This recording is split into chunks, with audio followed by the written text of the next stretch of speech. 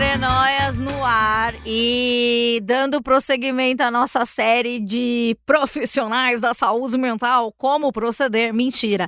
De certa forma, a gente tem um programa, alguns episódios que servem como guias das vertentes de saúde mental, etc. E hoje eu trouxe a Mariana Luz, minha amiga pessoal. Oi, gente. E é psicóloga. E a linha dela é muito difícil de falar. Se você falar isso 3 vezes, vai dizer que você tem uma dicção maravilhosa. Eu não vou falar 3 vezes porque eu não tenho uma dicção boa. Fenomenologia existencial. Arrasou. Essa é a linha. A gente fez um episódio sobre psicanálise. Eu queria que você desse um paralelo. Qual a diferença, assim, mais rápida, assim? Eu tô me sentindo mal ou quero me conhecer melhor? Vou procurar análise, procuro terapia? O que eu procuro? Você consegue explicar o que é a diferença da análise para a terapia? Porque é muito importante essa pergunta. Sim. Acho que você já falou aí na sua pergunta. Essas duas afirmações que você falou, quero me conhecer melhor ou quero fazer análise. Embora a análise faça com que a gente se conheça melhor também, é um dos caminhos. A Fenô, que eu apelido minha linha, gente. Nem falei boa tarde. Ai, boa tarde, gente. Não, desculpa. Mas a pessoa pode ouvir qualquer hora. Ah, é verdade. Bom dia, boa tarde, boa noite. É que a gente tá de tarde, mas... Então, a Fenô, que é o apelido carinhoso da minha linha, ela tá mais próxima à questão humanista, então a gente trabalha mais nessa perspectiva de autoconhecimento, assim, de que o homem, ele é nós somos grandes responsáveis por nós, pela nossa vida, não especificamente pelo que nos acontece, porque o que nos acontece, ele tá dado ao acaso, vamos dizer assim. Como assim, da nossa vida? O que...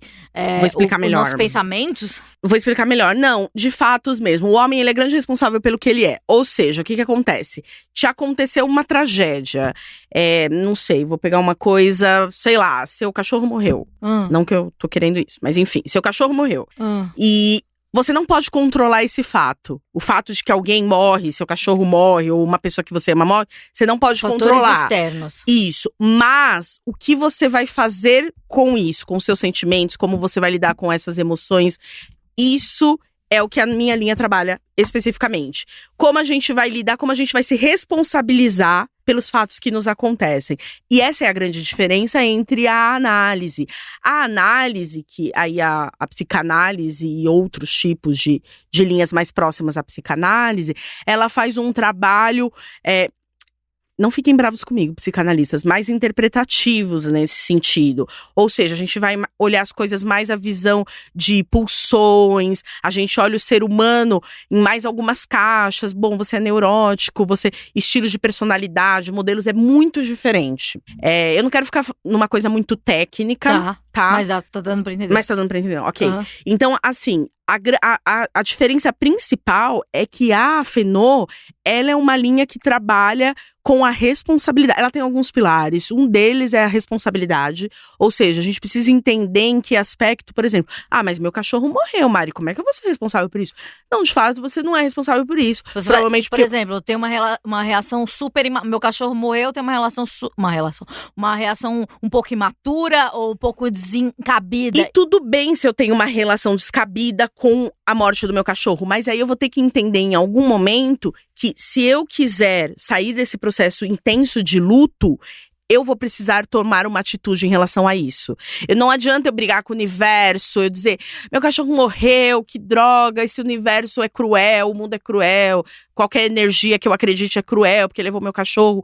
Eu até posso dizer isso, porque isso é um processo do luto, mas em algum momento eu vou precisar olhar pra isso e falar, bom, o que eu vou fazer agora com isso? Eu posso gritar, eu posso espernear, eu posso ser imaturo e eu posso falar... Mas como ser essa pessoa tão madura que dá a parada e fala, como é que eu posso? Isso é o processo terapêutico. Isso, exatamente. Nesse processo terapêutico. E não é uma questão de maturidade só, Amanda. Tá. Não é só uma questão de maturidade. É uma questão... de fato de você ser uma pessoa terapeutizada, de você estar nesse processo e entender que alguns pilares, e eu gosto de deixar isso bem claro, a gente está num país muito desigual em vários aspectos, sociais, de gênero, raciais. Então, assim, Eu não estou dizendo que, por exemplo, diferenças, desigualdades sociais são responsabilidade da pessoa.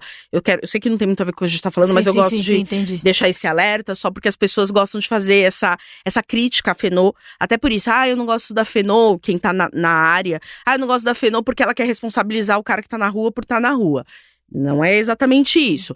A gente Qual é a responsabilidade do cara que tá na rua? Isso. A gente quer questionar isso. Qual é a responsabilidade? Ponto. Mas é nós, enquanto sociedade… Exatamente, também. Porque a Fenô não separa o homem do mundo, né? Tem até uma expressão que a gente usa, que é ser no mundo. O homem é ser no mundo, é ser com o outro. O homem, ele tá ligado o tempo todo nesse espaço onde ele tá, nesse tempo onde ele tá, nesse momento onde ele tá. E ele também é responsável por isso. Não é só os fatores externos que nos levam, que nos carregam. Nós somos atores da nossa própria vida. Entende? Então, esse processo não é um processo simples, não é um processo fácil, mas é o desafio da terapia, que todas as linhas têm o seu. Normalmente a gente quer culpar… Você citou autores, aí eu vou citar um grande autor, Homer Simpson. A culpa é minha, eu boto em quem eu quiser. É isso que você luta, é contra isso que você luta. Eu não luto contra nada, sou uma menininha da paz, brincadeira. Não, eu acho que é um processo. A gente pode chegar no consultório pensando… A culpa é do meu pai, a culpa é da minha mãe. Minha e mãe é não mesmo. me abraçou quando eu era criança. Mas e se ela não fez… A culpa é de quem? Isso. E se ela não fez isso, ela também tem culpa. Só que o que eu tô te dizendo é, em algum momento… Tem uma frase do Sartre que ajuda a entender tudo. O Sartre é o Freud de vocês. Não, na verdade tem alguns. Tem Russell, tem Kierkegaard, tem alguns filósofos. O Sartre é um grande nome que tinha fenomenologia e ele entrou com o existencialismo, que é a parte mais, vamos dizer, mais real, assim, mais Tapa dura. na cara da burguesia. Porque o Sartre que é muito… o Sartre que é esse cara que fala, a responsabilidade é sua, levanta e faz alguma coisa. O Sartre é esse cara. E aí, o Kierkegaard, alguns outros filósofos falam, também, mas aí a gente precisa olhar as coisas como elas são. Não, né? Porque a gente também é criança, todo mundo aqui é criança sofrida, né? Exatamente. Então, nesse exemplo que você falou aí da mãe, mas minha mãe não me abraçou e agora eu não sei como abraçar. Então, eu vou reconhecer isso, minha mãe não me abraçou, era muito importante eu ter um abraço de mãe, só que agora eu sou adulto. Então agora eu tenho escolhas, entende? Eu tenho possibilidades, mais do que escolhas e mais do que responsabilidade, que é um outro pilar da Fenô que eu gosto muito. A gente trabalha com possibilidades. Nós somos seres de muitas possibilidades. Então, só porque minha mãe não me abraçou, só entre aspas, tá, gente? Porque todo mundo merece um abraço. Abracem seus filhos, gente. Cuidem da primeira infância, isso é muito importante. Sim. Então, só porque minha mãe não me abraçou, eu nunca mais vou abraçar ninguém. Não, agora eu tenho uma escolha. Na terapia eu posso descobrir, legal, se eu quiser melhorar, se eu quiser ser mais afetivo, se eu quiser ser diferente. Eu não gosto muito dessa palavra melhorar, porque a terapia nos trata de cura ou de melhora, não é isso que a gente foca. E isso também não é garantido, é muito importante dizer isso. Por isso pode ser… Cada um tem seu tempo. Isso, o processo pode ser frustrante, porque às vezes a gente tem minha mãe não me abraçou e eu quero melhorar. Minha mãe não me abraçou e eu quero ser curada disso. Mas a pessoa que chega lá com minha mãe não me abraçou, eu quero melhorar, ela já tá meio terapeutizada. Porque talvez em algum momento você está na, sei lá, chorando por alguma coisa, a morte do cachorro, e daí, de repente, um belo dia chega esse insight, que talvez você já até, como profissional, já tenha tido, mas você não vai falar isso, que vai me deixar um pouco chateado. E a gente meio que fala, putz, será que não é isso? É uma coisa muito mais arraigada, né? Por que eu sou assim, tão ríspida? Sim. E daí isso vai chegar numa raiz. Sim, exatamente. E aí, eu gosto de dizer no consultório, pode chegar, mas e se eu não chegar? E se não chegar? Se eu não chegar, eu tenho uma decisão. E por isso que a responsabilidade é importante, e as possibilidades também. Se eu não chegar, o porquê do porquê do porquê, porque posso não chegar, eu tenho uma decisão a tomar. Mas você quer ser alguém que abraça? Você quer ser alguém mais afetivo? Então tá bom. Tem gente que não tem essa resposta, eu tenho. Olha, eu acho que depende de cada um. Tem gente que quer, porque assim, se você vai pro consultório é porque tem uma angústia ali. E é uma outra coisa importante, a Fenô não vê a angústia como uma coisa ruim. Isso também é uma diferença entre a psicanálise. Não que a psicanálise veja a angústia como uma coisa ruim, mas ela vê alguns tipos de sofrimento como uma patologia.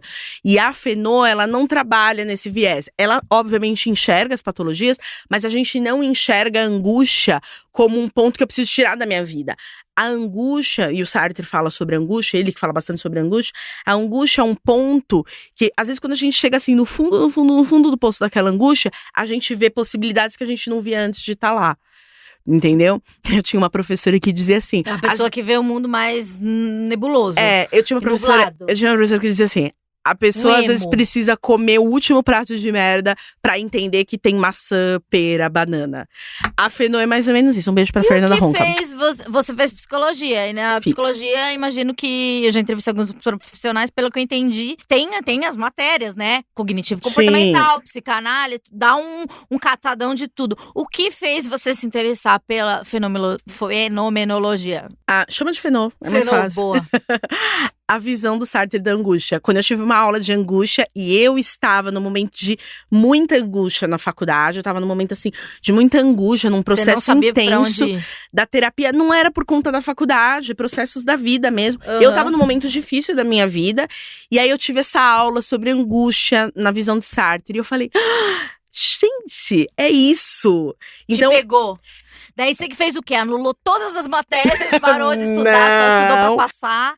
Eu sou uma caixinha de psicologia. Eu estudei tudo porque eu curto mesmo, assim, psico. Eu curto mesmo psico. Então, assim, eu acho que todas as linhas, elas têm a sua serventia, elas têm aspectos maravilhosos, interessantes, elas podem contribuir na vida das pessoas. E eu acho que, na verdade, mais importante do que a linha é essa identificação, que é uma coisa muito Fenô, porque a gente diz que o processo terapêutico acontece nesse encontro. Mas é isso que eu bateu, né? Porque às vezes eu falo, vai no meu terapeuta. Daí a pessoa fala, putz, mas não tem nada a ver. Daí você vai em outro. Porque é coisa do… Você se sente, né? É aquela coisa mesmo de você entrar naquele espaço e sentir confiança naquela pessoa, gostar da voz, gostar do lugar, gostar… Eu já tentei fazer… Eu fiz cognitivo comportamental por 3 meses por causa de uma fobia específica, foi muito importante. Depois eu não gostei mais. E tentei fazer psicanálise, não consegui, achei muito invasivo. Eu falei assim, nossa… Você achou invasivo? Achei invasivo, mas eu gostaria de fazer. Eu gosto. No futuro. Mas agora eu faço essa linha. Agora não, faz 10 anos que eu faço essa linha que chama Humanista, que ela é prima irmã da sua, né? É humanista! É verdade, nós somos 3 irmãs. Carl Rogers, leiam esse cara, ele é tão fofinho. Maravilhoso ele é, gente. E é fácil de entender. Sim, eu adoro ele. Ele é super… Fenô não é uma linha fácil de entender. Não é? Não. Você é da filosofia, né? Fenô não é uma linha fácil de entender. Isso eu reconheço. Mas o que me encantou foi isso, a visão de mundo e a visão de homem, que é o outro ponto que eu ia trazer pra você. O que ajuda as pessoas a identificarem qual a linha, quem quer ir pela linha, quem não quer ir por esse sorteio de gostei do lugar, gostei da pessoa, gostei da voz. Esse aqui tem um cheirinho de aromaterapia. Exatamente. Se eu quero pesquisar linhas, porque tem gente que gosta mesmo de ir lá pesquisar e saber o que aquele psicólogo pensa, qual que é a forma dele trabalhar. É a visão de mundo. Até porque às vezes chega uma hora que a gente quer, enganar o psicólogo, né? Engambelar, falar, eu sei que isso é técnica. Mas isso faz parte do processo, né? Sempre. Claro. Eu achei que era só eu, a espertona. Não, faz parte do processo. Todo mundo faz isso, na terapia. Porque tem vezes que você não tá pronto para aquele momento. E o segredo, né, um dos segredos da terapia é a gente saber que para cada momento tem ali aquele… A gente precisa aprender que… isso que você falou, de enganar o psicólogo, na verdade você não engana o psicólogo, né? Não. Você engana você. Se você não tá pronto, e o psicólogo ele vai identificar isso. E ele não precisa te forçar. Porque a intenção ali não é te forçar. Porque a gente tá falando vocês de quem tá lá. Gente, eu sei que vocês estão mentindo, porque eu já passei. Eu falo. Você fala? Não quero mais, eu sou paciente. Calma, não falo, eu sei que você tá mentindo. Eu digo… Às vezes você não tá pronta pra isso. E tá tudo bem não tá pronto. Porque é isso, você não precisa necessariamente mentir. Você não precisa falar do que você não tá pronto. O processo terapêutico, ele não é um processo a fórceps, né? Vamos arrancar ali. Não, ele não funciona assim. É no seu por exemplo, tempo. Não quero falar de infância. Não vai, você não vai me obrigar. Então, a Fenô, ela trabalha muito com o presente. Aí você pode perguntar assim, mas então, Mari, se trabalha como presente, a gente nunca vai falar de infância se eu tenho 30 anos? Vamos, porque se você quer falar de algo da sua infância, aquilo é presente, não tá no passado. O meu terapeuta uma vez falou assim, se você não traz na terapia, por enquanto não é importante. Sim, exato, é uma forma diferente de dizer a mesma coisa. Então você percebe. Falei, uau. Sim. Deixa eu te falar uma coisa antes que eu esqueça. Que eu falei da lição vai ficar pela metade. Que eu falei, vou falar uma frase que resume. A frase do Sartre é: mais importante do que acontece com você é o que você faz com o que acontece com você. Sempre quando vocês pensarem em Fenô, lembrem dessa frase. Se essa frase fez sentido pra você, talvez seja uma linha que seja interessante. Porque a gente vai trabalhar nessa perspectiva da responsabilidade das possibilidades. Meu cachorro morreu. Poxa, Amanda, meu cachorro morreu, e agora? Bom, agora a gente vai ver quais possibilidades tem. Eu vou adotar um novo cachorro, né? Eu vou viver o luto desse cachorro, eu nunca mais quero ter cachorros. Olha quantas possibilidades a gente já tem. Só rapidinho a gente pensou em 3.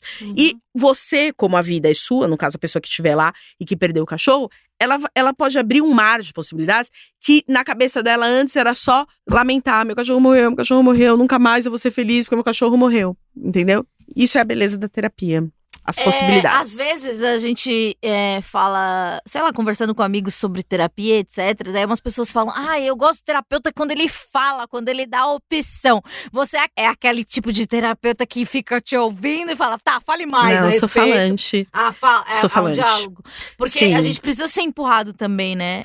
Depende da técnica, depende da na verdade, pessoa. depende da linha e depende do paciente. É como eu tava te dizendo, a Fenô, ela trabalha nessa perspectiva de que a terapia acontece no encontro, né, entre terapeuta e paciente. É nesse encontro que a terapia acontece. Então, se é no encontro, é na relação. A gente tá falando de relação. Então, a Fenô é uma linha relacional. A gente se relaciona muito com o paciente. Então, eu nunca fiz terapia, fui lá no seu consultório e daí teve o primeiro dia. O primeiro, é que eu nem lembro mais como é o primeiro dia, mas eu já tive vários primeiros dias com muitos terapeutas. Como é que a gente sabe que a gente deve ter uma segunda consulta? Porque às vezes não dá pra você contar a sua história.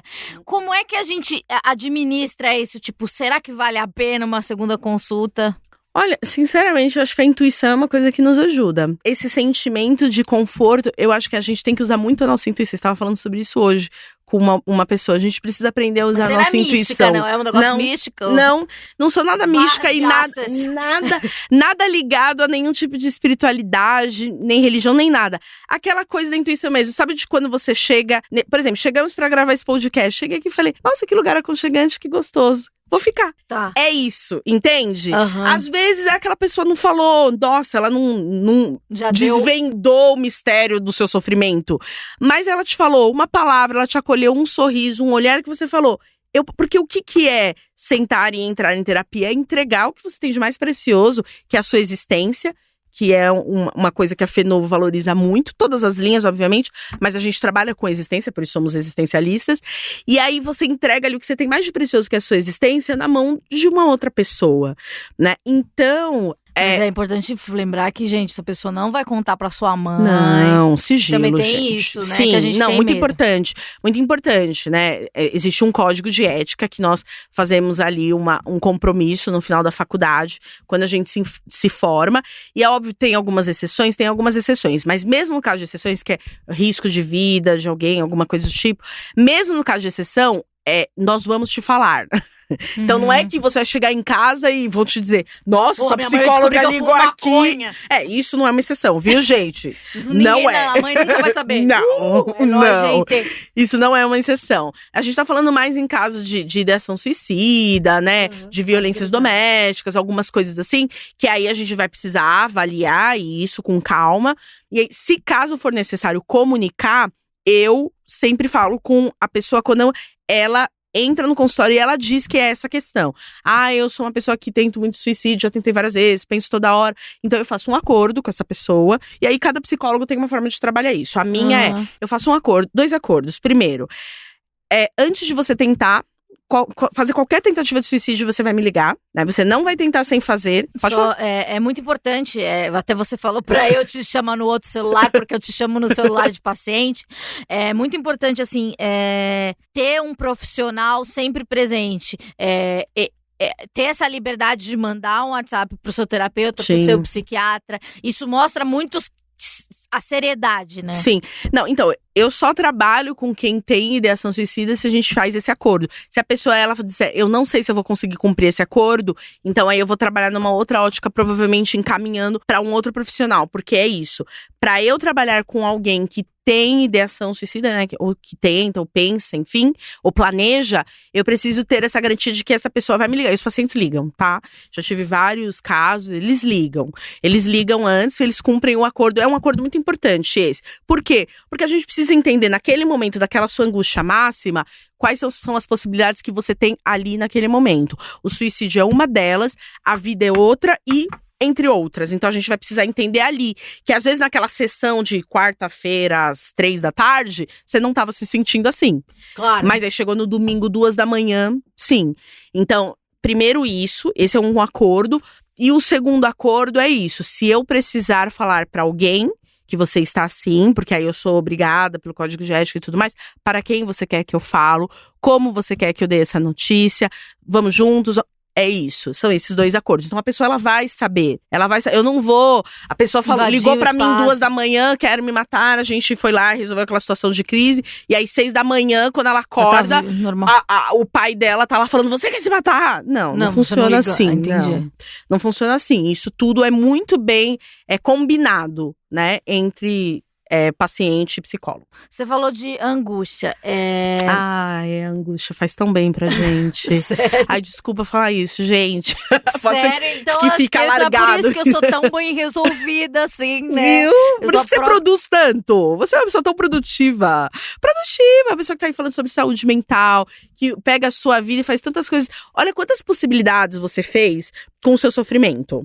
Olha quantas possibilidades você fez. Olha quantas pessoas você ajuda. Isso é o mínimo que eu poderia fazer. Porque a única coisa que eu sei fazer é falar. Você poderia ficar no seu quarto. Era uma outra possibilidade. Mas você aí vem na terapia aqui... eu descobri que eu não quero morrer. Então, entendeu? Mas aí você...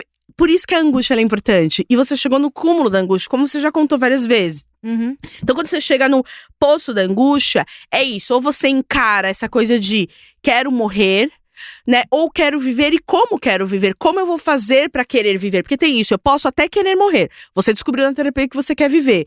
Tem gente que talvez ainda não tenha descoberto, que tá escutando a gente e ainda tá com esse sentimento de quero morrer. Não desistam, gente, é legal. Exatamente, mas na terapia, que é uma outra questão da Fenô, a gente busca sentido. A nossa vida, ela precisa ter sentido. Não é sentido da vida, é sentido, sem completar a frase. Sentido do quê? Sentido. Aí pra cada um é um sentido. Pra você pode ser da vida, porque você já falou. Pra mim pode ser só o sentido de hoje. Pro outro pode ser só o sentido do trabalho, da família, daquela relação, né? Enfim. Então pra cada um vai ser um sentido de alguma coisa.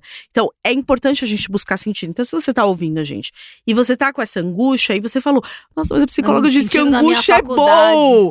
É isso, gente. Não é que a angústia, eu não quero que as pessoas sofram, mas a angústia e o sofrimento, eles fazem parte da nossa vida.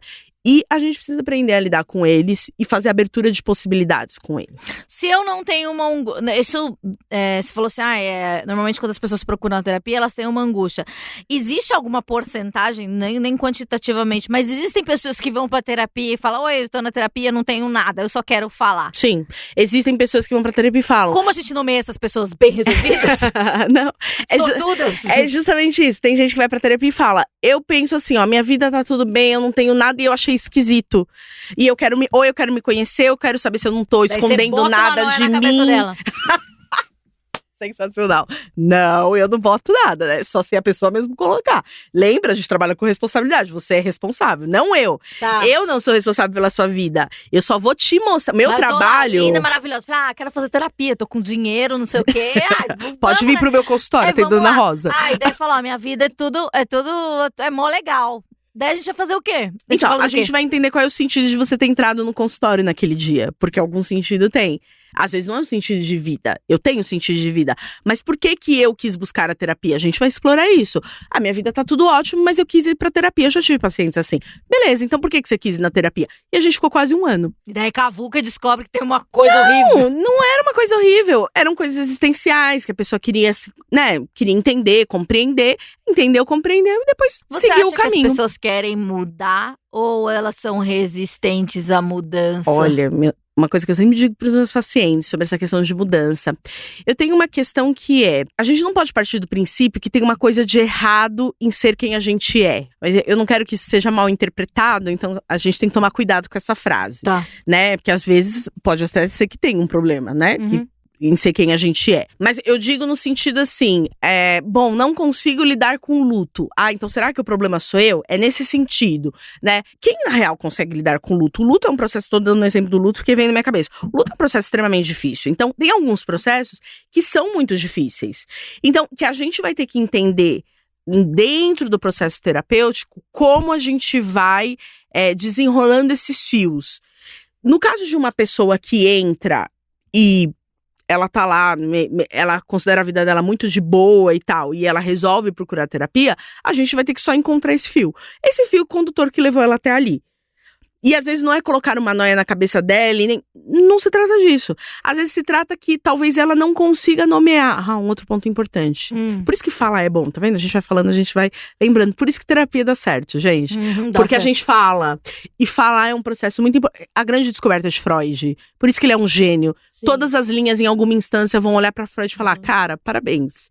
Porque a associação livre, que foi o que ele descobriu, né? Que as pessoas falam livremente sobre qualquer coisa e você consegue ir fazendo associações e aí tem aí uma interpretação dentro da psicanálise. A Fê não vai olhar de uma outra forma, mas o fato de falar, da gente poder nomear as coisas, isso é muito importante, porque eu só vou conseguir me responsabilizar e abrir possibilidades se eu consigo nomear.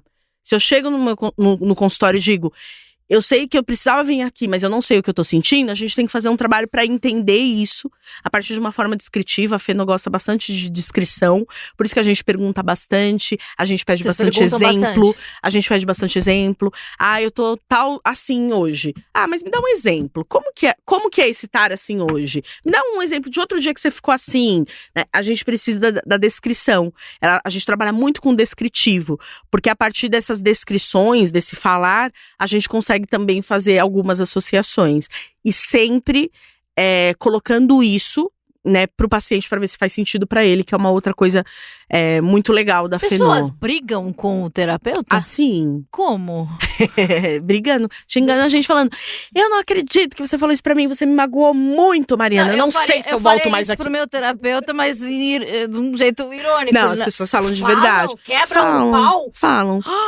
E não, elas não, assim, elas podem até quebrar, mas assim, com elas você mesmas, né? Tipo, eu não tenho como brigar. Nada mais frustrante que você tá brigando e a pessoa não responde. Brigar com a pessoa que não quer brigar. Não é que eu não vou responder, eu até vou responder, mas é isso, eu vou mostrar pra pessoa. Um saco de boxe pra pessoa bater. Eu vou mostrar pra pessoa o que tá acontecendo. E por isso que a descrição é importante, porque a gente vai pegar todos aqueles fatos que a pessoa já te trouxe, 10 anos. Então, por 10 anos, você falou muitos fatos pro seu terapeuta. Ele vai pegar vários daqueles fatos e vai falar, manda. E às vezes ele escreve umas coisas num caderninho. O que vocês escrevem?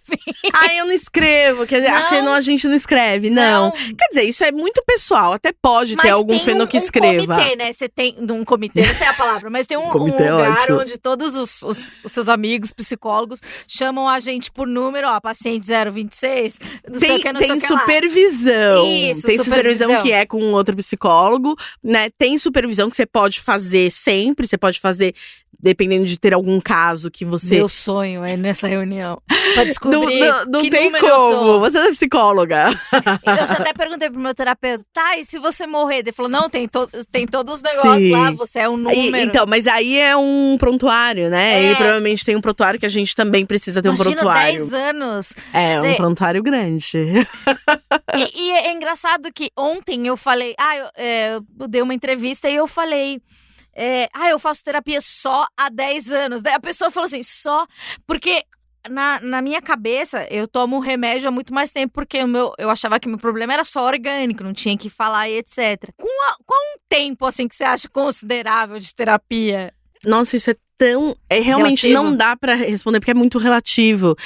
É isso, assim, 10 anos pode ser muito ou pode ser pouco. Ou pode ser exatamente o que você precisa. Exatamente. É muito relativo. Eu já dei alta em 1 ano e tem gente que tá há muito mais tempo.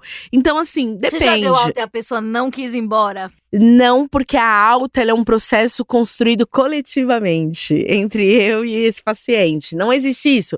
Eu vou dizer pra pessoa, agora você vai. Você vai embora porque eu acho que você tá pronto. Lembra, a gente trabalha com responsabilidade. Mas daí se eu quiser voltar em 2 semanas, você me aceita? Claro, com certeza. Tá. Com certeza, porque é isso, você precisa perceber, e a gente vai percebendo isso no próprio. O que é alta? Se a gente for pensar na terapia é um processo que parece contínuo pra sempre, que a gente poderia ficar lá, fica lá porque todo dia tem demandas novas, nós somos seres infinitos de possibilidade. Então, terapia acaba, né? Não existe um consenso sobre isso. Mas pra mim, o que é a alta? A alta é quando a gente chega num lugar do processo onde tanto eu, enquanto psicóloga, quanto aquele paciente, percebe que ele pode seguir o caminho dele com as questões que ele ainda tem ou que ainda podem vir, mas que ele já tá disposto, acho que é a melhor palavra, disposto para seguir sozinho, ali. Entendeu? Não é que a pessoa resolveu tudo, porque isso é uma fantasia, né, que a gente chama, né, em terapia. A gente tem algumas fantasias, né?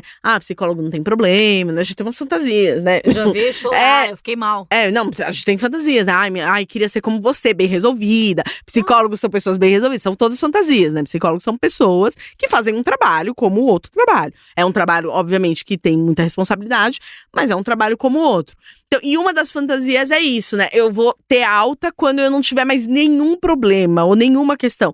Não existe isso, mas existe um ponto onde você diz, acho que agora dá pra eu seguir. E é engraçado que… Mas você deixa a porta aberta. Sempre, a porta tá sempre aberta, sempre aberta. Mas isso é construído junto. E quando chega esse momento, aí a gente se despede e pode ser um adeus e pode ser um até logo. Tem gente que volta e tem gente que não volta mais, né? E tudo bem. E você pode até voltar para um outro processo, com outro profissional. Às vezes esgotou aquele processo. É importante a gente entender isso, né? Eu fiz 6 anos, né, como uma psicanalista. Eu adoro psicanálise. Fiz 6 anos como uma psicanalista e esgotou o processo. Acabou aquele processo ali. E aí eu comecei uma terapia com um outro profissional. Isso acontece também. Você faz terapia? Sim. Psicólogos fazem terapia, viu, gente? É muito importante. E vocês ficam falando mal da gente? Não. A gente vai falar mal da gente mesma. Brincadeira. A gente vai falar da gente, né? Terapia é diferente de supervisão. Terapia a gente não fala de paciente em geral. A gente fala da gente, né? Se a gente falar de paciente, o psicólogo vai falar que é uma fuga, né? Aí a gente não quer ouvir isso. Então a gente fala da gente. Imagina você que tem a técnica, vai numa outra pessoa que tem a técnica. Então você sabe que ela tá te dando aquela engambelada. Mas não é técnica só. Que quer que você fale isso, você fala assim, você não faz? Não, mas não dá pra fazer, porque lá você tá nesse lugar como paciente, você não tá nesse lugar como psicólogo. É aquela mesma fantasia que as pessoas têm de, você tá me analisando. Você entrou num lugar, não me analisa, por favor, né? A pessoa fala pra você, não, primeiro, eu não faria de graça. Tipo, na vida real, você tá na festa. Isso. Acontece isso. Namorados, maridos, né? Não vamos citar nomes, né? Porque, enfim. Aí a pessoa fala pra você, você tá me analisando. Não dá uma de psicólogo pra cima de mim. Não, você não tá fazendo isso. Mas daí tem aquela coisa, eu chego na festa e falo, eu tô com um super problema com meu marido. Tem demais. As pessoas mandam WhatsApp. Seus amigos Mari, pessoais. você não quer me falar o que eu faço? Eu não sei o que você faz, meu bem, mas uma das possibilidades é procurar terapia. A terapia sempre é uma possibilidade, né? Mas assim, eu posso dar conselho. E aí eu falo, tô te dando conselho como amiga. Amiga, não é como psicóloga. Porque não tem terapia rápida, não tem terapia de botequim, não tem terapia de WhatsApp. Você me manda um problema, eu te mando uma solução. Mas é isso que a gente quer, né? Sim. #gratidão. É isso que a gente quer, mas infelizmente não tem isso. Porque, tipo, você quer entrar no Google, né? Como parar de ficar triste em 3 dias. Lá vai tem livros, né? Muita gente ficando rica, inclusive, com relação a isso. Mas assim, funciona? Se sustenta? Que é uma outra questão que eu pergunto. Funcionar pode até funcionar. Eu posso entrar lá e falar, 7 passos para não me sentir ansioso. Ansiedade, né? O Brasil é o número 1 em ansiedade, hein, gente? Temos que tomar cuidado com isso. O país número 1 em ansiedade, o Brasil. E segundo em depressão. Ainda não é o podcast mais ouvido. Pois deveria, exatamente. E o segundo em depressão. Então, assim, tem lá… Que triste, né? Muito, mas é o tempo que a gente vive desse imediatismo. Uma coisa que eu gosto de falar muito. Por que o Brasil? Olha, eu não sei porquê. Quer dizer, pensando no Brasil, e aí a gente pode fazer uma análise da conjuntura social, que não é o nosso objetivo aqui, mas pensando rápido no Brasil, poxa, eu consigo entender enquanto brasileira. Eu acho que a gente, como país, se a gente pensar no que a gente viu nos últimos processos políticos, sociais e econômicos, a gente vive uma grande esquizofrenia, assim, no nosso país. Então, eu acho que faz sentido a gente estar ansioso. E o que é ansiedade, né? Que as pessoas perguntam tanto. Uma das definições que eu gosto bastante é excesso de futuro. Isso te ajuda a identificar. Maria, o que é excesso de futuro? Pô, eu tô aqui hoje gravando podcast com você. Aí eu já tô aqui pensando, nossa, mas amanhã eu tenho um fórum. Nossa, mas sábado eu tenho que fazer isso. Domingo, vixe, segunda, terça, quarta, quinta. Assim. E aí eu não tô aqui. Então, e aí esse excesso de futuro me causa angústia. Por quê? Porque eu tô aqui hoje. Hoje eu tô aqui gravando podcast. Eu tenho que viver esse momento. Eu tenho que aproveitar que eu tô aqui na companhia da Amanda, essa pessoa incrível. Ela é maravilhosa mesmo, né? Ela é ótima. E por que eu vou ficar no domingo, no segundo, no terça? Que é isso? Então, quando eu for pra lá, eu falo, opa… Vamos voltar pra cá. Vamos pensar no hoje. O que hoje eu posso fazer? Eu não tenho controle do depois. Eu não sei o que vai acontecer. Eu tenho um fórum. Pode ser que eu receba uma mensagem enquanto eu tô gravando com você dizendo: você foi desconvidada. Fórum cancelado. Enfim, pode acontecer tantas coisas, você não tem controle. Por isso que a frase do Sartre é importante. Mais importante do que acontece, porque o que acontece você não tem controle. Mas o que você faz com o que te acontece, aí você pode ser responsável. Aí você pode criar possibilidades. Mas é uma reação orgânica? Depende. Às vezes, como assim, uma reação orgânica? Mas, tipo, beleza, fui rejeitada por alguma coisa, por alguém, pelo fórum, chamaram outra pessoa. E daí você, pensando como eu reagiria, eu ficaria realmente triste. Então, mas você pode ficar triste. Não é uma coisa que eu falo assim, eu posso ficar triste ou eu posso tomar um vinho, entendeu? Não é o que você faz. Isso, não é o que você faz. Mas a terapia te ajuda e aí tomar que um vinho? te ajuda a pensar em possibilidades. Mas nunca fugir de um sentimento. Não é que eu vou dizer pra você, não Muito fique legal triste. Não. Ficar Tem que triste viver a faz tristeza. parte. Sim. A angústia, a tristeza, a raiva. A gente pode viver todas as emoções. Porque as pessoas não querem viver essas coisas? Porque a gente tá na sociedade do espetáculo. Uma vez, enquanto eu tava na faculdade ainda, preciso referenciar as pessoas, né? Que eu falo, tem algumas ideias que não são minhas, né, gente? Então, esse termo de sociedade do espetáculo foi uma professora minha muito querida, que uma vez eu tava numa palestra e ela falou sobre isso, e isso me marcou, que eu uso isso em todos os espaços. A gente vive um tempo de sociedade do espetáculo, ou seja, a gente precisa, porque a gente tá num tempo das redes sociais, a gente tá num tempo da alegria o tempo todo, então a gente tem Snapchat, Instagram, Stories, tamo aqui, eu e a Amanda, beijinho pra todo mundo, tá todo mundo feliz, maquiado, uma energia boa, positividade, então a gente tá nesse momento. E aí, de repente, você fica triste, o outro quer se matar, o outro tem raiva, e aí essas pessoas se sentem fora do grupo, sabe? Eu tô fora do grupo, eu tô fora desse grupo social onde a gente tá feliz o tempo todo. Essa ditadura da felicidade, isso eu gosto de falar. E é uma definição minha. A gente vive uma ditadura da felicidade. Tem que ser feliz a qualquer custo. E não existe isso. E daí, se eu tô triste, eu tenho que fingir que não tô triste. Isso. E aí, quando eu finjo, me angustio mais. Porque eu não tô vivendo de forma autêntica. Que é uma outra coisa que a fenomenologia então diz muito. Você chega na sessão e fala, viva isso, sinta isso. Sim.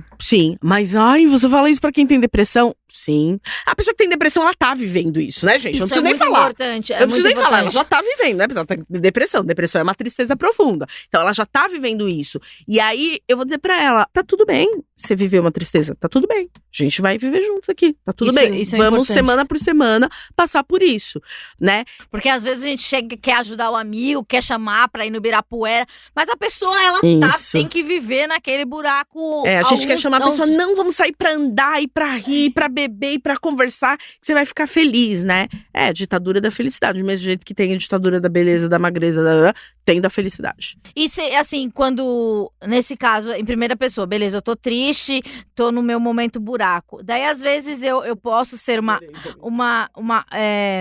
outra pessoa que...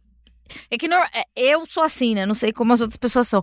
Mas se educar para lidar com o outro. Por exemplo, como você falou, da ditadura da felicidade, sociedade do espetáculo.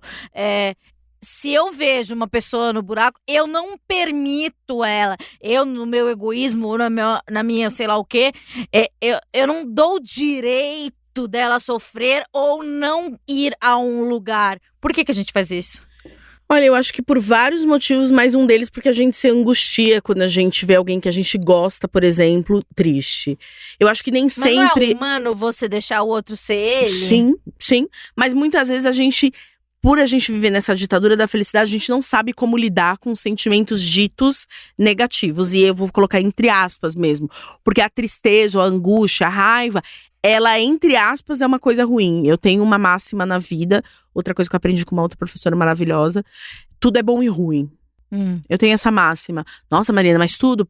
Pra mim, sim, tudo é bom e ruim. Nem todo mundo concorda e tá tudo certo. Mas eu trabalho muito nessa perspectiva em consultório. Por isso, porque como a gente não tem controle do que nos acontece, mas a gente pode agir a partir de escolhas que a gente faz em torno do que nos acontece, tudo é bom e ruim. Então, de uma coisa muito ruim, né? E eu gosto de dar complicado dar exemplo no podcast. Que aí eu fico pensando… Bem, acho que eu não vou conseguir dar um exemplo. Teria que colocar uma situação hipotética aqui pra não expor ninguém. Obviamente que eu não posso fazer isso. Mas… Sei lá, a gente pode pegar… vamos pegar de novo a morte do cachorro. Meu cachorro morreu, né? Então, isso é uma coisa boa e ruim, Mariana? Pode ser. Depende do que eu fizer com isso. Meu cachorro morreu. Agora pode ser que por conta disso eu resolva trabalhar numa ONG salvando animais. O fato do meu cachorro morrer em si não vai ser ruim, bom. Mas a partir disso, coisas boas podem acontecer. É disso que o Sartre tá falando, né? Obviamente que ele não tá dizendo, descobri que eu tenho câncer. Aonde isso é bom? Eu vou talvez valorizar a vida. Entende? Eu abro possibilidades. Tem sempre possibilidades a serem abertas. É isso que a gente precisa pensar. Mas, Mariana, e quando eu não consigo? Vai pra terapia. Isso é a terapia. Terapia não é cura. Terapia não significa você ser fraco. Porque eu ainda ouço as pessoas falando assim, nossa, acho, como se fosse uma possibilidade horrenda da vida. Acho que preciso de terapia. Glória a Deus, né? Sim, com certeza, porque aí você não vai encher o saco de ninguém, não é mesmo? Pessoas terapeutizadas enchem menos o saco dos outros, né? Mas assim, essa questão da terapia, e eu sempre digo, eu acho que a terapia é uma das possibilidades, ela não é a única, né? Mas aquilo que a gente falou até do Sampa Talks, no podcast, às vezes… Tem gente que adora cachoeira, tem gente que adora se maquiar. Tem coisas terapêuticas que só se conhecendo, o autoconhecimento, que também a gente vai aprender na terapia, porque a gente tá olhando mais pra si. Que daí você vai saber que a cachoeira pra você semanalmente é essencial, mas pra mim é uma bobagem. Exatamente. Não há receitas. Você sente que as pessoas, no começo, elas querem um negócio? Sim. Ai, me ajuda, eu quero… O que eu tenho que fazer? A gente quer porque a gente tá angustiado, a gente não quer ficar angustiado. Eu chego lá e falo, o que eu faço? Você fala o quê? Pra cada caso, uma frase, uma palavra, né? Mas em geral, o que eu faço é… Bem, o que você acha que pode ser feito nessa situação? Vamos pensar juntos. O que você acha que pode ser feito de verdade, assim? Não tem uma coisa mágica, uma técnica pronta. Porque você conhece aquela pessoa que tá na sua frente. E isso que é bonito na Fenô. Tô aqui, né, gente, super valorizando a Fenô, né? Mas é porque eu amo a Fenô mesmo. Isso, eu acho muito bonito isso na Fenô. A terapia se dá no encontro. Olha que coisa bonita. Se dá nesse meu encontro entre eu e você aqui, Mariana e Amanda. É aqui que a gente vai estabelecer o caminho terapêutico. Ele é muito único. Porque ele é o seu caminho. Que não é do João, do Antônio, é da Amanda. Por que é da Amanda? Porque a Amanda é um ser humano que tem N possibilidades e que só ela vai poder se responsabilizar, conhecer essas possibilidades e decidir por onde ela vai seguir. O Joãozinho não vai poder escolher pela Amanda. E por isso que esses conselhos de eu faria tal coisa, gente. É o pior conselho. Exato, não faça isso. Porque não é de você que estamos falando, estamos falando da Amanda. Então a Amanda vai precisar decidir se ela precisa ficar no quarto escuro dela, se ela quer sair tomar cerveja. E não é fraqueza, né? Isso que você falou. Não vejam a terapia como fraqueza. E mesmo que fosse, tem um TED maravilhoso que as pessoas deveriam assistir, da Brené Brown. Eu esqueci só o que ela é, não sei se ela é filósofa, professora, historiadora, não lembro mais. Mas tem o poder da vulnerabilidade, se eu não me engano, chama o TED. É isso. Gente, ser vulnerável, se reconhecer ou se perceber no momento vulnerável, isso é de uma fortaleza e de uma coragem. Eu posso dar um exemplo. Eu acho um grande exemplo esse pra mim. Um exemplo bom, religiões à parte, tá? Não tô fazendo apologia a nenhuma religião. Mas eu vi esse exemplo, por exemplo, no Papa Bento. Nunca um papa tinha renunciado vivo e permanecido ali. Sou papa, vou renunciar, outra pessoa vai assumir, mas eu estou vivo. Entende? Imagina ele foi essa o primeiro. E, assim, sem nenhuma apologia mesmo à religião. Tô olhando a pessoa. Ele é um cara extremamente inteligente.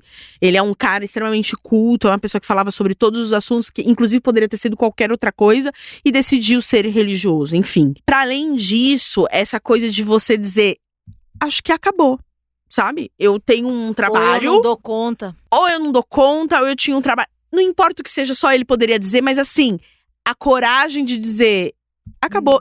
Mas nunca ninguém fez. Não, mas eu posso ser o primeiro. A gente não aprendeu na vida nem falar não pros outros. Não sei. Então. Por que a gente tem que concordar com tudo, aceitar tudo? Quem colocou isso? Porque até as pessoas que falam não, elas são ditas como revoltadas, rebeldes, alguma coisa. Mas limites, né? Uma outra coisa importante de primeira infância. Tô dando dicas. Gente, imponham limites, viu? Imponham limites, porque é isso. Senão a gente cresce adultos que não sabem nem ouvir e nem dizer não. E não existe isso. Uma pessoa que não sabe dizer não, ela precisa urgentemente de terapia. Cachoeira não vai resolver, nem maquiagem. Ela precisa urgentemente de terapia, porque assim, não dizer não ou não saber ouvir não é um processo muito complicado, que é a questão do limite. Se eu não consigo impor um limite, não vai adiantar eu falar, todo mundo me faz de gato e sapato. Todo mundo me maltrata. Mas aí é uma construção de um discurso. Porque se a pessoa vem e fala isso pra mim, fala, vai tomar banho, né? Mas eu não sou terapeuta, glória a Deus. Mas você chega uma pessoa e fala, eu sou a vítima do mundo. Você fala de alguma forma. Às vezes a gente não fala assim, mas a gente tá falando assim, né? Às vezes a gente tá se sentindo assim. A gente pode até não falar, eu sou a vítima do mundo. Mas a gente senta pra falar com o coleguinha. E se tá nesse lugar de, olha, tá tudo dando errado na minha vida, não sei se é inferno astral, dedo podre, se é Deus, se é Exu, se é isso, Mercúrio retrógrado, se é Buda que esqueceu de mim. Não tô, é isso. Independente de espiritualidade e religiões, tudo muito ruim, tá tudo. E às vezes eu tô nesse lugar, e aí eu vou ter que entender o que é possível eu fazer com o que tá me acontecendo, entendeu? É disso que a gente tá falando o tempo todo. Eu vou ter que, tá tudo dando errado, não, mas e agora? O que eu vou fazer? Bom, a gente vai ter que sentar e pensar. Muitas coisas têm a ver com limites, que era o que a gente tava falando antes. Às vezes as pessoas que não falam não, ou não conseguem ouvir não conseguem colocar limites nas situações, nas relações. Então o outro vem lá e toma tudo de mim. Suga. Porque eu não consigo colocar um limite. Qual é o limite? Não. Não, você não vai fazer. Não, eu não quero ir. Não, eu vou ficar aqui. E quando a gente fala não e dá uma dorzinha, porque você, conseguiu fazer o não, mas tá doendo. Sabe o que eu faria? E eu faço isso? Bloqueio no WhatsApp. Não, eu explico. Eu falo, pra mim é muito difícil falar não pra você nesse momento, mas eu vou precisar falar por causa disso e disso e disso. Eu acho que o diálogo, a autenticidade, a verdade é uma das coisas melhores que a gente tem. Ser humanos, pensantes, inteligentes e que podem decidir, podem escolher. Falar a verdade é uma escolha. E eu muitas vezes escolho isso, porque eu acredito nisso. A minha mãe falava uma coisa que quem fala a verdade não merece castigo. Exato. Eu achava essa frase muito... E faz sentido. Aliás, eu adoro frases populares, ditados populares. Acho que tem vários super úteis. Eu falo às vezes no consultório, meus pacientes sabem disso. Eles podem confirmar. E essa, não é que não merece. Eu acho que quem fala a verdade merece pelo menos o benefício aí da... Porque aí você tá falando a verdade, né, meu? Eu podia inventar uma história pra você. Tô te falando não e dizendo. Inventar história também, ele é custoso, né? Tem uma energia, né? Pra quê, né? Criatividade, vai pro... Pois é. Eu falo a verdade. Então, eu sou uma pessoa que eu sou bem autêntica, assim. Eu tento exercer, que é uma outra coisa da Fenô. É uma linha que gosta muito da autenticidade. Ela diz que o homem precisa viver de um modo autêntico, próprio, né? Ser autêntico é uma coisa difícil, né? Porque às vezes até as pessoas falam... É meio banalizado, né? Não, mas é difícil ser autêntico porque como a gente foi criado pra falar sim o tempo todo e ser legal... Sim. A pessoa que é autêntica, ela acaba sendo mal educada, cruel. Mas acho que tem formas, né, Amanda? Aí a gente pode pensar. Eu posso dizer pra você me chama pra gravar um podcast e falo, claro que não, Amanda, eu tenho mais o que fazer do que gravar um podcast com você. Eu posso dizer, Amanda, a agenda tá foda, eu vou ter que... Nossa, Amanda, mas assim, eu vou tentar arrumar um dia. Sim. Percebe? A gente tá falando a mesma coisa, mas não tá. Entendeu? Eu tô dizendo pra você, tá difícil, mas eu vou tentar. Ou eu vou dizer pra você, sai daqui, que gravar podcast, eu odeio podcast. Aí eu acho que tem formas de você... Tem a ver com a educação também, né? Eu acho que tem a ver com essa escolha de considerar o outro, né? Responsabilidade afetiva. Ali um texto incrível sobre responsabilidade afetiva, porque eu acho que a gente impõe muito pro outro e esquece que a gente tem que ser responsável por nós mesmos, né?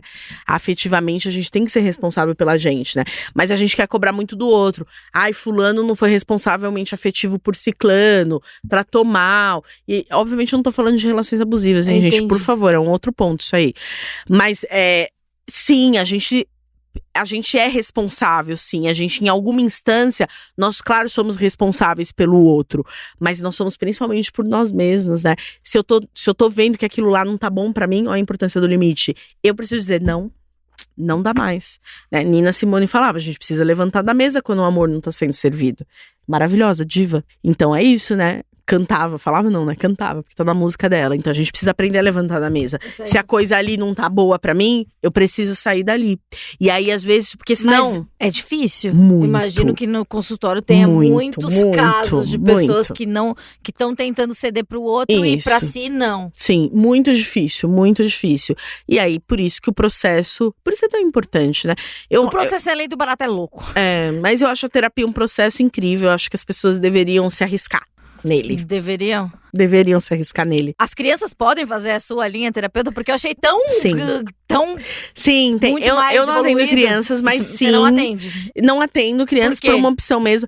Olha, vou ser muito sincera, porque muitas vezes, não, amo crianças, mas muitas vezes é difícil lidar porque a gente vai precisar fazer um atendimento familiar, né? A criança ali, ela é, entre aspas, um sintoma, assim, da família, do que tá acontecendo na família. E a família tem que admitir que isso, a e ela precisa se responsabilizar também por isso, e precisa, obviamente, a gente tá tratando de menores de idade, ela precisa comparecer no consultório com uma certa frequência, e às vezes o pai, a mãe ou o cuidador, enfim, quem tá com aquela criança, não quer assumir isso, ou por uma própria barreira com a terapia, ou por não sentir que tem essa responsabilidade, porque o problema é da criança.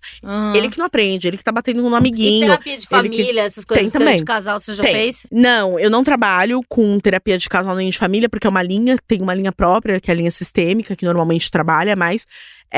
Mas conheço muitos psicólogos que fazem, eu acho incrível famílias fazerem terapia. Gente, é muito legal. Recomendo. Se você tem aí uma questão familiar e as pessoas estão dispostas, tem psicólogo pra atender, sim, 2, 3, 4, 5 pessoas. De uma vez, né? Porque a terapia familiar é todo mundo junto, não é separado. O que eu já ouvi falar, se eu estiver falando bobagem, você pode me falar. Você vai com a sua família, são 5 pessoas e o tratamento tá rolando quando cada um consegue ir pra sua terapia sozinho, ou nada a ver? Não é que nada a ver. A terapia familiar, ela tem um objetivo que vai ser tratar o que tá acontecendo enquanto família. Então, as 5 pessoas, elas vão de uma vez. Tá, e elas vão fazer aquele processo como terapia de casal, né? O terapia de casal que cada um vai separado, não é terapia de casal, é terapia individual, que você pode fazer também. Mas a terapia familiar todo mundo da família vai ao psicólogo. E aí, conforme vai se desenvolvendo o trabalho, se combinando ali todo mundo, achar que alguém precisa ir pra terapia individual, aí é encaminhado. Mas a ideia é que se faça todo mundo. E se eu vou pra terapia e o meu marido quer fazer terapia, ele pode fazer com você? Porque você vai ter as duas versões. Eu não atendo, tá? Eu não atendo. Quando eu já atendo alguém, então, sei lá, eu atendo a esposa, eu encaminho o marido.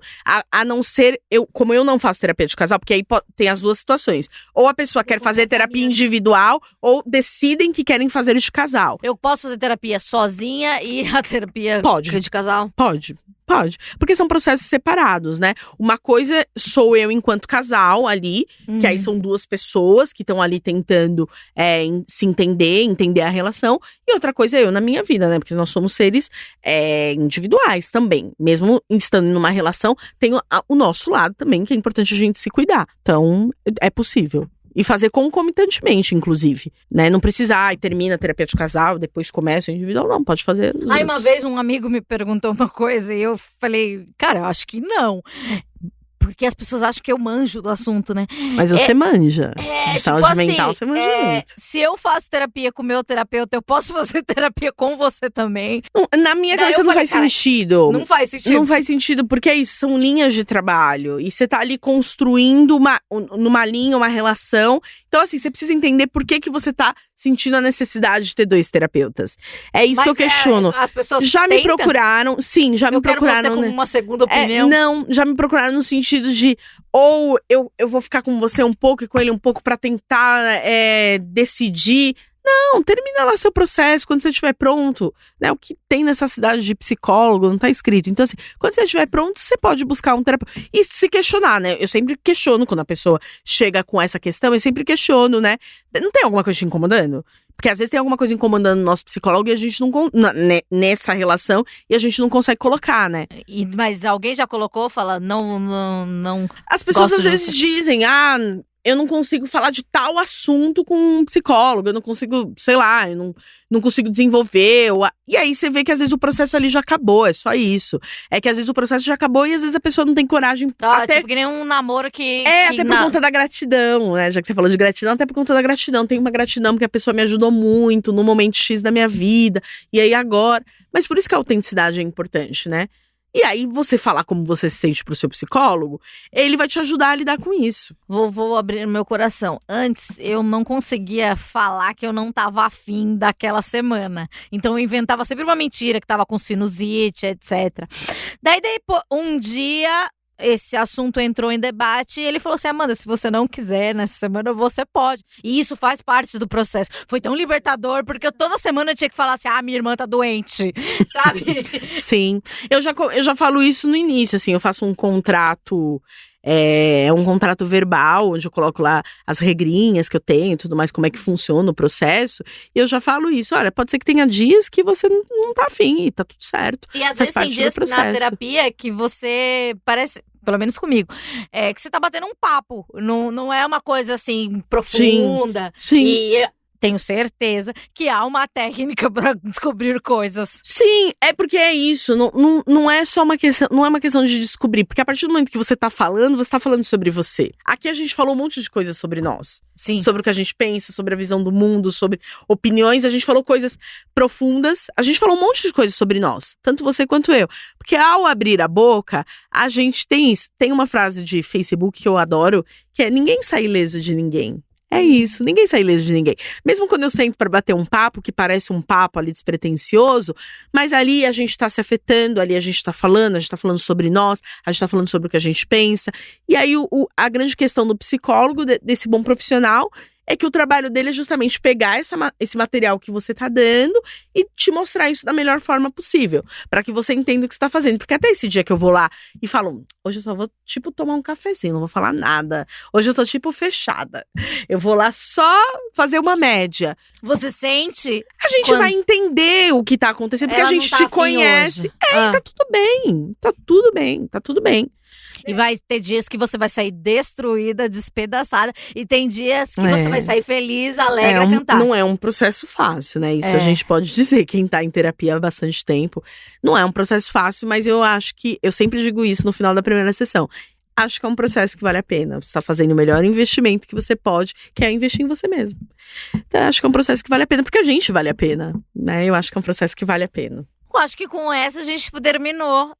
Obrigada, Mariana. Há muito tempo eu tento te convidar. Um prazer. Mas eu te conheci acho que no Sampa Talks. Foi uma identificação muito instantânea. Admiro muito seu trabalho.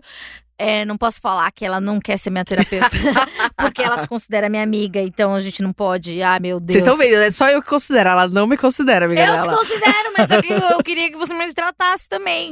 Você ama o seu psicólogo? Amo muito, amo muito. Você tá super feliz com ele. Eu sei, mas sei lá, penso no futuro.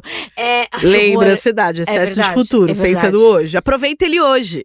E como é que eu te converso com você nas redes sociais? Ai, sim, gente, por favor, me sigam. Eu sou Fala Mariluz no Instagram. Tem uma página no Facebook, Psicóloga Mariana Luz. Tem o YouTuber, tá em construção, mas já tem alguma coisinha lá, algum material. Tem uns vídeos no IGTV que eu sempre reposto. Sim, tá no Fala Mariluz. Isso. E aí podem me seguir, podem mandar coisas lá no inbox, eu respondo. Enfim, atendo na Ana Rosa. Tô com uma agenda um pouquinho cheia, mas à medida do possível, estamos aí. Bons psicólogos não têm agenda. Só para 2025. É isso. Agora entendi porque ela não me quer.